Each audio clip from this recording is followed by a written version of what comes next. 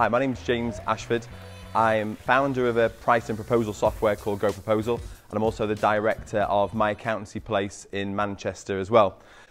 I always like to include a picture of my family, just because I just think it's really important. You know, you're all here today because you're looking for ways to grow your business and to improve what you're doing, but it's really important to always remind ourselves as to why we're in business in the first place, which is ultimately to have the life that you want.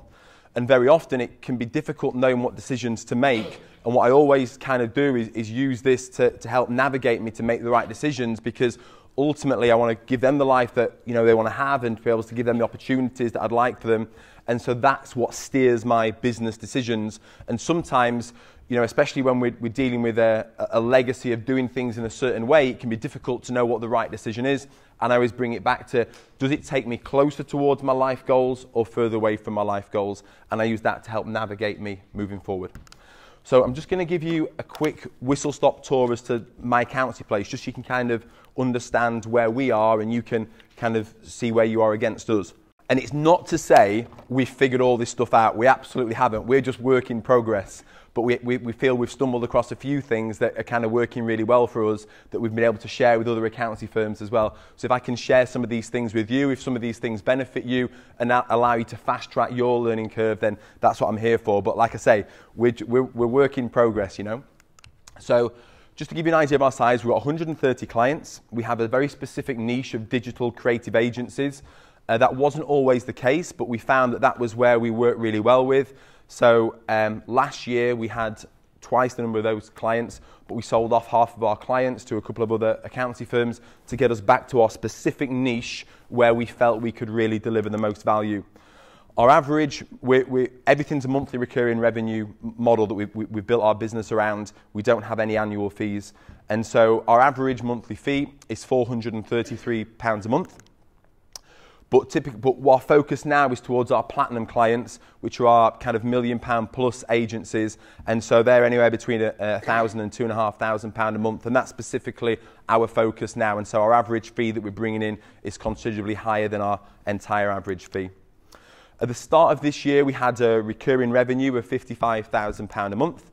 And by Q3, which just ended a little while ago, we've grown that monthly recurring revenue by 50%.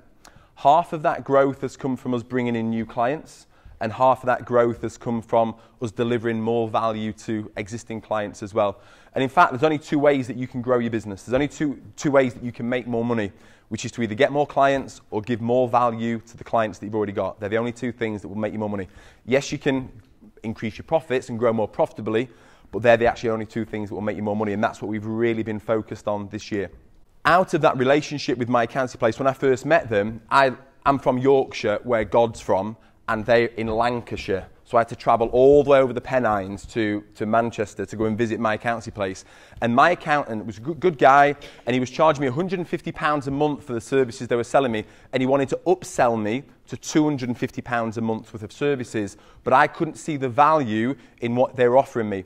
So I went to Manchester, met with Paul after we met the mastermind group, showed them what I was looking for and how they could help me, and he presented a set of services to me that was £550 a month, and I was so excited about it, and I snapped his hand off.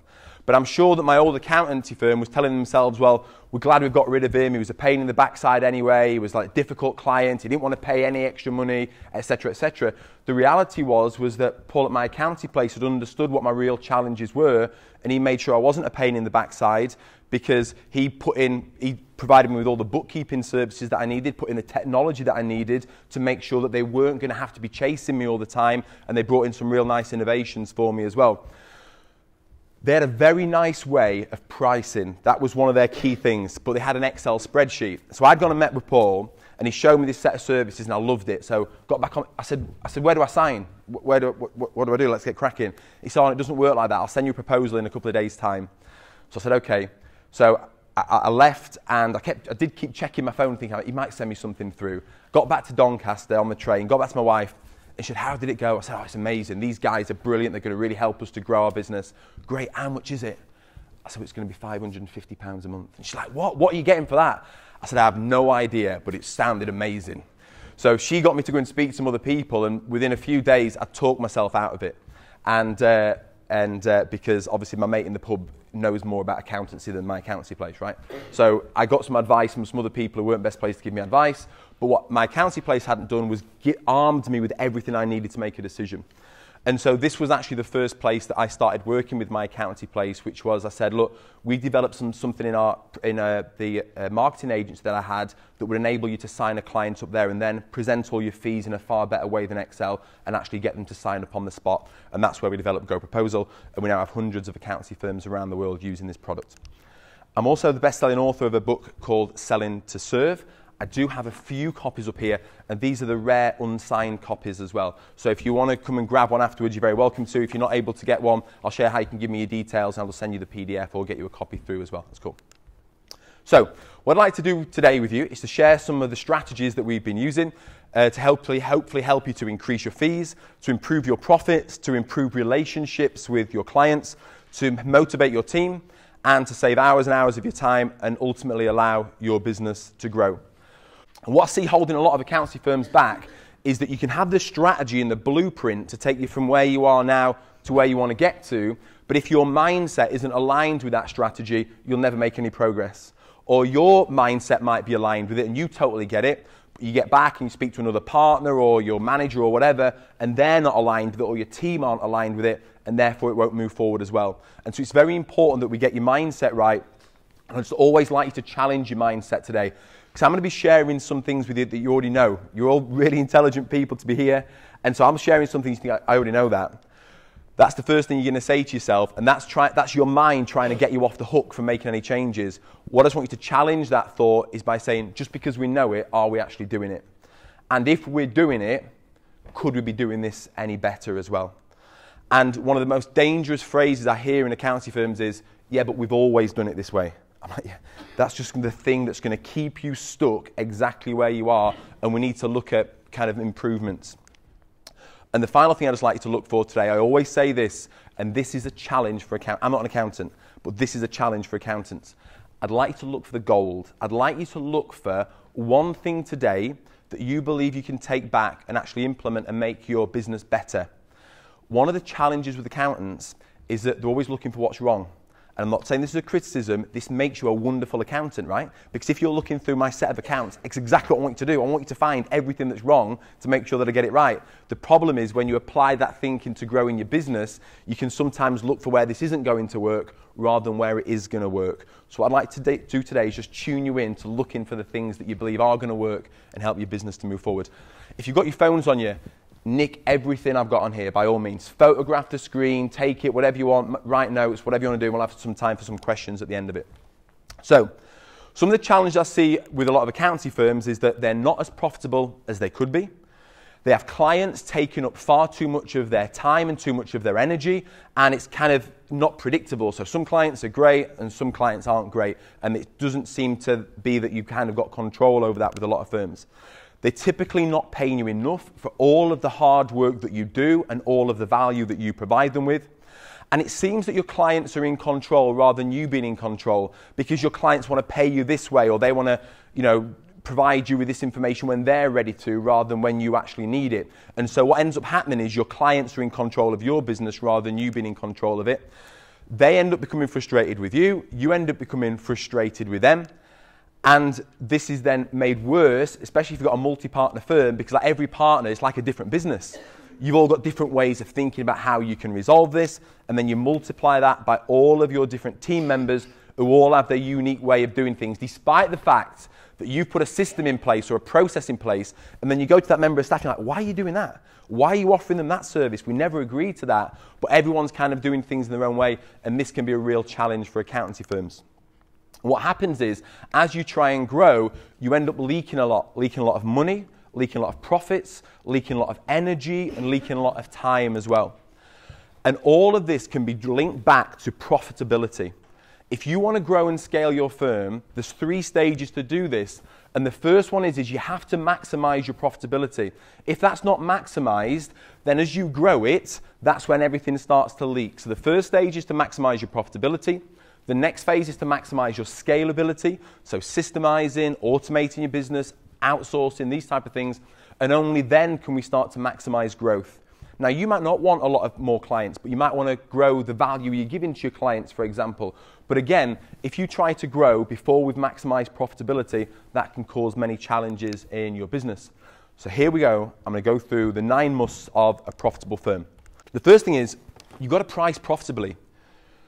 I met with a firm recently, a large firm up in Newcastle, and they had a real challenge with staff, with motivating staff, with attracting new staff. They had a poor sickness record and everything else as well. When we drilled into it, it's because that team were responsible for a set of clients who were not paying them anywhere near enough. So they were being run ragged with all this work that they had to do for them. They weren't getting paid enough for it, and therefore the rest of the business didn't really value this team, so because they weren't very profitable and contributing a lot of money to the business. And so all of these problems came around that, and all I did was get them to do was to increase the prices.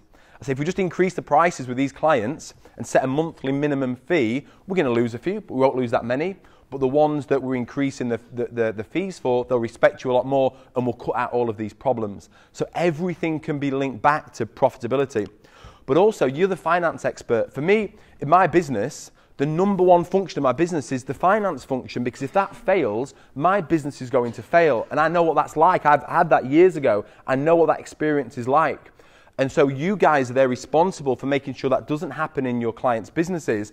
But you can't really do that for your clients if you're not doing it for yourselves first. So you have to demonstrate that you're financial experts, that you're as profitable as you can be, because ultimately that's what your clients want you to help them with as well. The next thing is you must charge for everything. It seems so obvious. But I always think if a lot of accountants worked at Asda, it'd be like, yeah, just take it. No, we won't scan that one. Just have it. You want extra? Of course you can have it. You know what? We'll even bring it home for you, and we'll pack it in your cupboards. And if you want to come back next week and have more, we'll give you all of that as well. And the reason is because the accountants I've worked with are great people. They genuinely want to help, genuinely want to give value. And so, but what happens is when you got a client saying, but can we just have that? Can we just have that as well? Or could you just drop the price of that? That's the start of all the problems, because that's when they'll come back and expect it more and more. So it's really important that you charge for everything. One of the things that we do in our firm is that, so we have a few factors that contribute to the price that we charge our clients. One is what their annual revenue is. But I just want to give you an example here of where accountancy firms, I see them leaving money on the table. When we sign up a new client, we'd say when we're starting from and when's your year end. And then what we would do is we'd make sure that whatever services we're providing them with, that we have factored into things. So for example, with annual accounts, that is taken into consideration. One of the calculations is what their annual revenue is, what we charge for it, but also what the quality of their record keeping is as well. Because if someone's going to turn up with a carrier bag at the end of the year, they're going to be paying a lot more than if everything's in impeccable order. But then it's things like this. So once we present the prices to our clients, we'd be saying, look, this is what it's going to cost. And for your annual account, it's £134 a month. However, because we're starting midway through this financial year, you've got 4 months of payments that you've not made for those annual accounts, and we need to clear that up. So you can either pay us as a one-off fee, or we can take that amount and we can spread it over the remaining 8 months of the year, and you can pay for it that way. It's entirely up to you. That's a preferable method. It's a really nice option to do that, we find, with a client, because then when you get to the end of the year and you have to do a fee review with them, they've already been paying an additional £67. It's a very easy conversation at that point to say, look, your price is actually going to come down now, but why don't we take that money and reinvest it into some other services that you're going to get real value from as well. But again, all the time we're just demonstrating that we're experts in the way that we're going to be charging you and making sure that we're not going to leave any money on the table, because we're going to help you to do the same. The next thing is, you must be charging on value, not on time. If you charge on time, there is no incentive for you to improve your efficiencies. If you're charging bookkeeping services based on an hourly rate, it's now no longer in your interest to improve efficiencies, to systemize and everything else as well. In fact, it would go against you, because if you can do it quicker, you get paid less. And so it doesn't kind of tie up. We do keep timesheets in our firm, but we keep them for efficiencies only, just so we can improve our own systems. And we also put it in the T's and C's, in the service schedules for different services, to limit the liability should we run over significantly with what we'd expect for a certain job. That's the only reason that we use time. But in terms of how we charge, we don't charge around time. So this is a really valuable one, this. So we believe that bookkeeping is the key to everything. If you can nail the bookkeeping and get the bookkeeping right, it unlocks everything else as well, because now we've got all the information that we need to be able to provide you with monthly management accounts and everything else as well, and do all the real cool added value stuff. But it all starts with us getting the bookkeeping right. But you've got to charge for the bookkeeping in the right way. And so the way that we do it is we charge based on the number of transactions. So how many items are we reconciling for you? How many invoices are we raising for you? How many debts are we chasing for you? We base it on a number like that. Then what we would do is we actually band it up now as well, and you'll see the importance of this soon. So if you've got 90 items that we're reconciling for you, you'd fit into this band here. And this one little box is just an example of where you guys, being as great as you are and wanting to give loads of value, start to leak and lose cash. You get a client that says, okay, well, we want our accounts reconciling weekly rather than monthly. And you're like, okay, yeah, we'll do that for you. That's no problem. The way that we do that is, yeah, we'll do that for you, but you're going to pay for it. We're not an expensive firm of accountants. We just charge for everything. If you want it, you pay for it. We'll do it daily for you if you want, but you're going to pay a lot more because we've got to pick the job up more times.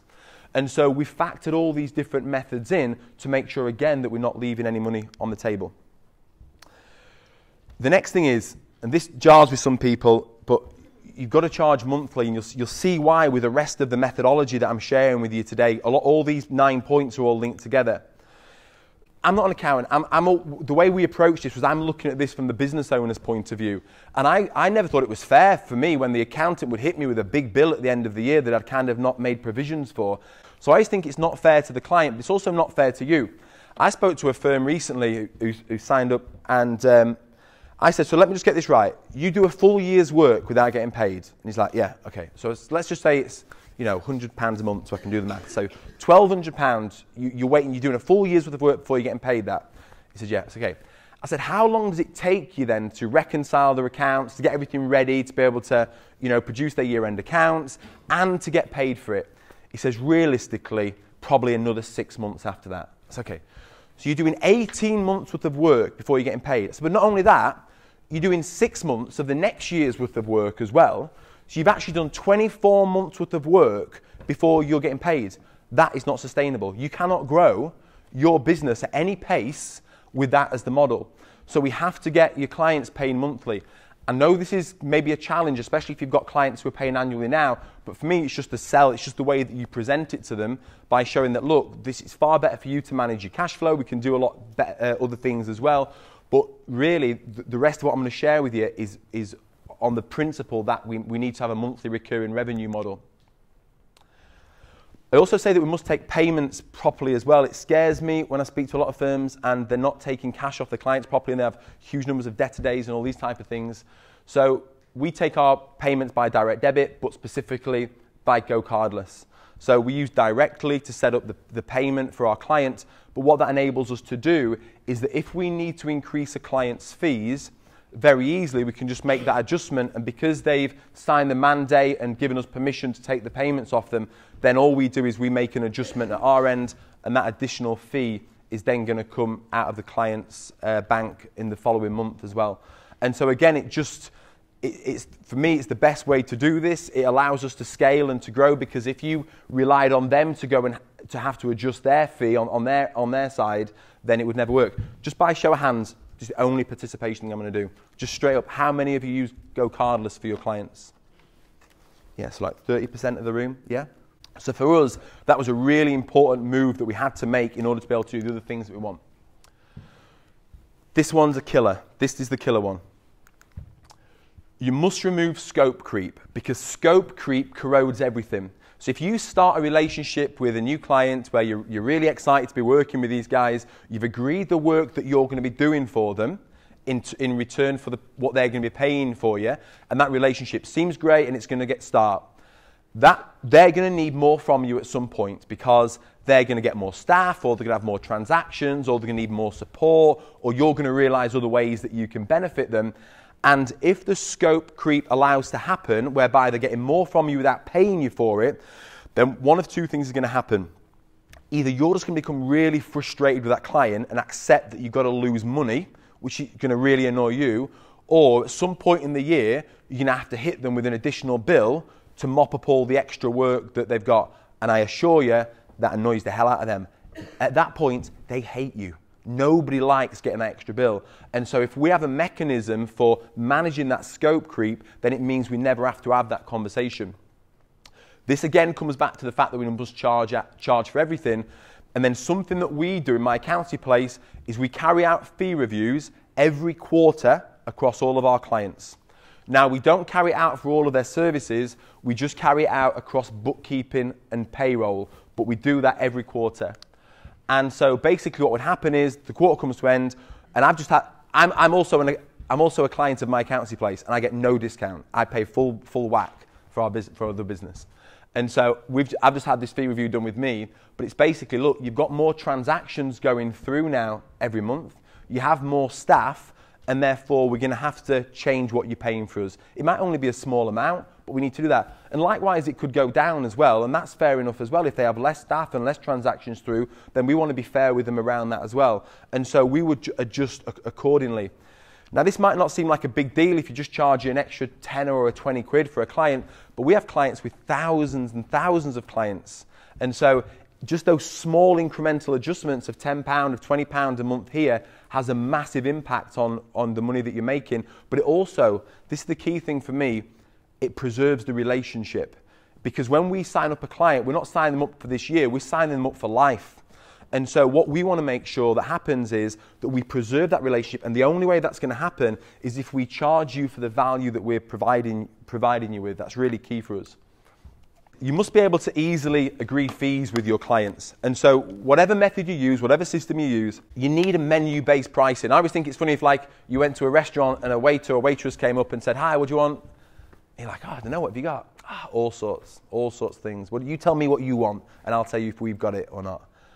Then all of a sudden now that person has now got to base their knowledge of what they've had before, but they might not know all these wonderful dishes that you have. Simply by putting a clear menu of services in place and presenting it to your clients, you'd be amazed at the additional services that you could sell to them that they desperately need from you. Isn't it so one of the worst things ever when you lose a client to another firm down the road and you say to them, "Why did you go there?" And they said, "Oh, because they provide me with X." And you're like, "We do that." And they're like, we never knew you did that. Yeah, because we never told you we did that. And so it's really important that we present a clear menu of services with all the side dishes, all the extra toppings for the services that they need. And we need consistent pricing methodology. Again, it scares me. I've been in some firms this year, and I say, "How do you price?" And they say, "Well, being dead honest, what we do is we go into a room and we kind of say, we go into our staff room, we say, we've just got a client here, they're this size, they do this. Have we got any other clients that's similar to them? Well, what are we charging them? And we'll charge these guys something similar." Just like really scary that could be an option. So we need consistent pricing methodology across all of your clients, all members of staff, across all services. And what's also important now is to plan for now and for the future as well. So that when we're having a conversation with our clients, we would tell them what we believe they needed now, but also in 6 months and 12 months' time, we'd start to show them the services they're going to need at that point as well. So we're going to preempt those services. It's slightly easier for us for the fact that we have a niche, so we know what happens at different stages of our clients' growth, but it can still be done with businesses as well, because businesses' growth is predictable and what they need at different times is the same. So what we're able to do is to present, what we do is we present our services to our clients. This is what you've asked for. This is how much it's going to cost a month. And then if they was to challenge us on a price, so, well, VAT returns, that seems like a lot. I can do that myself, can't I? I can just click a button. Okay, no problem. But let me demonstrate the value that we actually provide you with. So we would show them our 6-point plan that we would carry out for them every quarter with regards to VAT returns to make sure that they know the full value of what we do. And very often, I know you guys are doing amazing things for your clients, but it's rare that you actually tell them about all the brilliant things that you're doing for them. If you just told them all the great things that you're doing for them, they would value your service much more. And so that's really important. But if they don't want it, there's no pressure from us. We say no problem, we'll take it out, but we'll put it down as something for you to consider in the future, because we believe in our experience that after 6 months or 12 months' time, you're going to want us to do that for you. So I'll show you what that's going to cost if you'd like to go ahead with that. And then we present them with a new fee, and we would agree that price with them there and then. Just a point on this one. I know there's a lot of kind of psychology out there about this 3-tier pricing options. So you should present your clients with gold, silver and bronze across every service.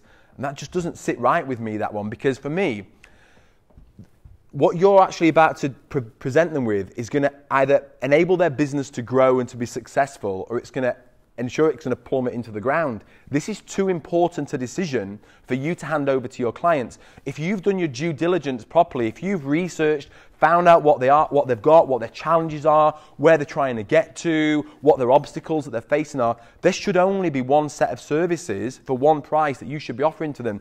I always think it's like if you went into surgery and the surgeon says, right, okay, we're going to cut you here and we're going to put a few stitches in. How many do you want? We've got our gold package where we can do like 20 stitches, or we've got a silver package slightly cheaper where we can put 10 stitches in. It's like, no, put the amount in that I need to make sure I don't die. And that's what I think as accountancy firms we should be doing with our clients. This is what you need if you don't want to die, and if you want to be growing a successful, thriving, profitable business, this is what you actually need. So for me, we would never allow that control to a client, because it's not fair to pass that control over to them. It's not fair to put that responsibility onto them. We would present what they need as the experts. The next thing is you must leverage your entire team. This next statement here, selling is the most valuable skill in any firm. I firmly believe that selling is the #1 skill in your firm. And when I think about selling, I don't just mean about selling more services and getting more money. Selling is just your ability to influence people. My little boy Leo, who you saw before, is the ultimate salesperson. He's like, Daddy, can I have a story, please? I'm like, just one. Can I have two?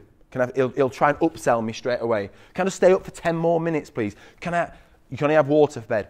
Can I have juice? That's the sale of juice. He always whispers that one to my wife, doesn't hear. Could I have juice in bed, please? Okay, I'll get you some juice. So he's always trying to sell to me.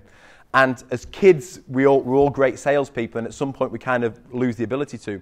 But if you think about all the sales that you're trying to make to clients, selling them on the fact that they need to reconcile their accounts and get you the information that you need, and why they need to provide you with that at a certain time so you can do things with it. Selling them on the fact that they maybe need to get rid of that member of staff, or that they need to buy that new business or something, or buy those new premises or something like that. We're always making sales. It doesn't have to be transactional. And you're either selling or you're being sold to.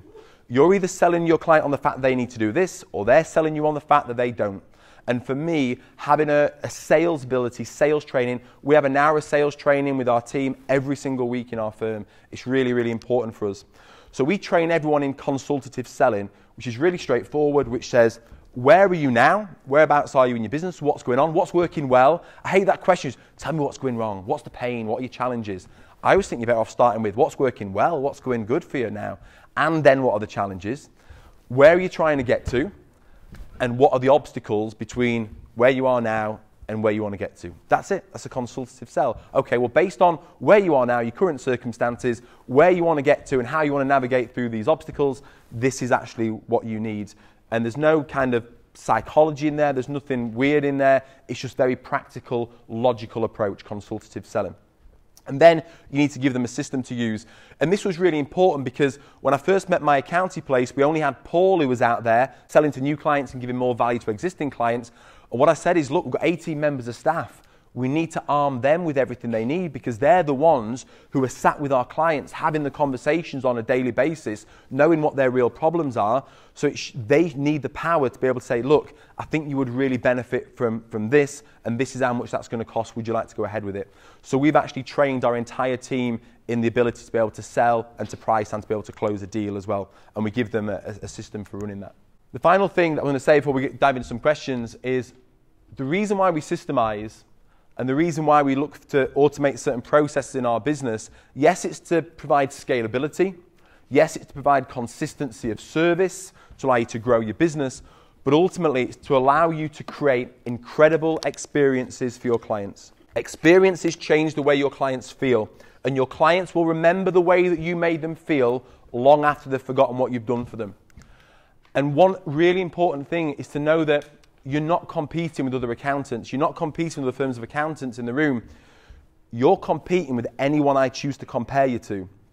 So the other morning, I'd gone to my accountancy place. So I've gone from Doncaster. So I parked up in the train station car park, got my phone out, swiped the number thing on the car park to make my payment, and walking to the train. On my way to the train, as I walked into the door to the train station, by the time I got to the bottom of the stairs, I'd booked my train ticket on my phone. I've then got to Manchester, ordered an Uber on my phone, got to my accountancy place, and they were talking about a book. I can't remember what book it was, but I said, oh, I've not read that. I want it. So I went on my phone, went on Amazon, ordered it, and by the following day, it was at my house. I'm now getting this level of experience from different businesses, and it's a wow experience. If I then come to you, and it's going to take you a day or 2 days to get me a proposal, and it's going to take you 3 weeks to get my management accounts back to me or whatever, then I'm comparing you, rightly or wrongly, to these other businesses that I'm experiencing. But for me, we've never had the technology before that we have now that enables all of you businesses here, but for a very low cost, to actually provide incredible world-class experiences to your clients. You know, when we signed a client up recently, let's say on £1,000 a month, £12,000 a year, over 10 years, 120 grand. Am I doing right with my maths so far? Yeah, okay. So that's a huge sale. That's the price of like a decent sports car, you know.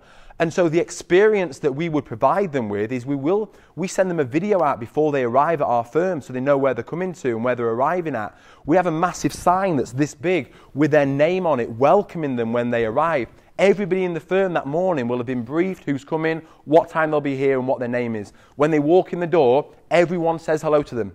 That didn't just happen naturally. We had to train our guys to look up from their computer and to say hello and greet people when they walk through the door, but we've done that. They will be offered a drink. They have gifts when they leave. We provide this world-class experience because we're going to be hopefully partnering them for the life of their business, and so it's really important that we do that. If you found any of this useful, there's a book that I've got, which is a really quick read, but it's the 7 Pricing Strategies, the Most Profitable Accountants. Goes into a little bit more depth that I've been sharing with you today. If you go on any of my websites, either jamesashford.com or goproposal.com, if you go on jamesashford.com, you'll just be there. If you go on goproposal.com, scroll to the bottom, and you can get it. It's free. Just sign up for it and you'll get it. If you're on LinkedIn, or connect with me on any social platform if you want, and I'll share it with you. We launched it. I've just pushed it onto LinkedIn about 2 weeks ago, I think it was. So if anyone wants a copy, request it. And we had like 600 people requesting a copy of it, so it's gone down really well. So if you want that, by all means, just go and grab it, and you might find some use of it. I've also got a few copies of the book up here as well. Thank you so much for listening. Thank you for coming. Cheers.